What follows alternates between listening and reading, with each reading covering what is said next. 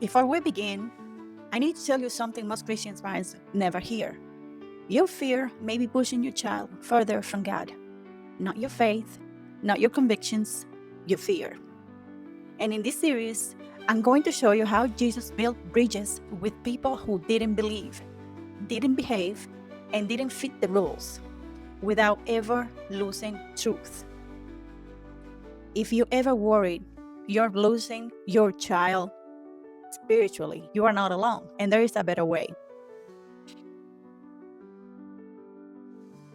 Today, we're stepping into a moment many Christian parents faced. That moment when your child asks, "Can I be myself with you?" And before we look at the story, I want you to remember something Jesus said. "A bruised reed he will not break. A smoking flax he will not quench."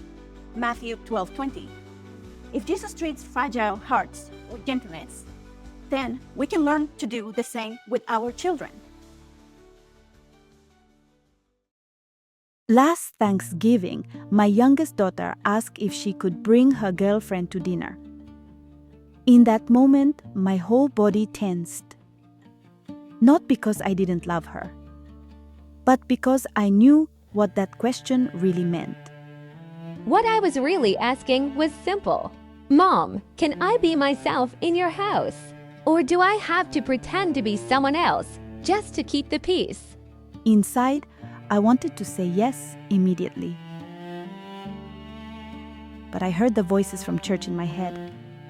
I pictured what my conservative friends would think.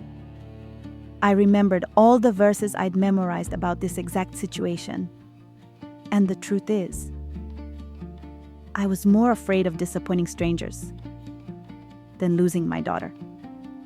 So I said the sentence so many conservative parents use when we're scared. Of course she's welcome, but you know how I feel about this. On the outside, I said, okay.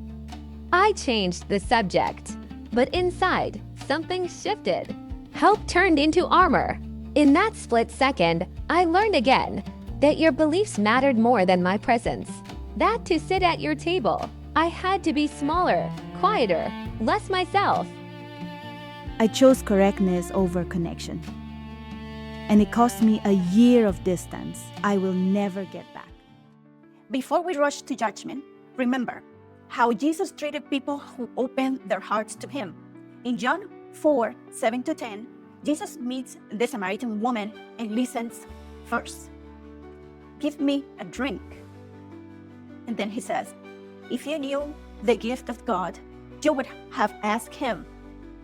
He engaged her with patience, not pressure. Our kids deserve that same gentleness from us. If you're a conservative parent with progressive kids, you probably know this moment. Maybe it wasn't about sexuality. Maybe it was politics, faith, social justice, or how they're raising your grandkids. The pattern is the same. Your child reveals something true about who they are or what they believe. And in a split second, you feel forced to choose. Defend your values or protect the relationship. Most of us were taught these are the only two options. Stand for truth or compromise your beliefs. Be faithful or lose your children to the world. But that's a false choice. From our side, it feels like this. If I tell you what I really think, I might lose you. If I hide, I lose myself. Either way, something precious dies. I see it everywhere. In my church, in my community, in my own extended family. Conservative parents who love their kids desperately, but feel trapped between conviction and connection. So we dig in harder.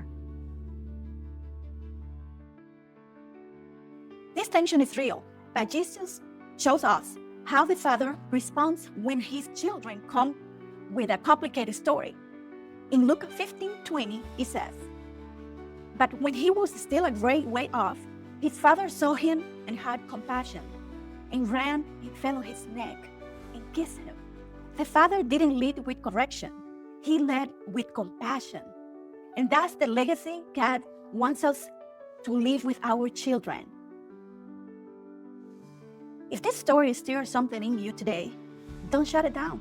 Ask God to show you how to lead with compassion like Jesus did, not at the cost of truth, but empower love. And when you are ready, go watch the next video, part 2, as distance begins to grow between mother and daughter.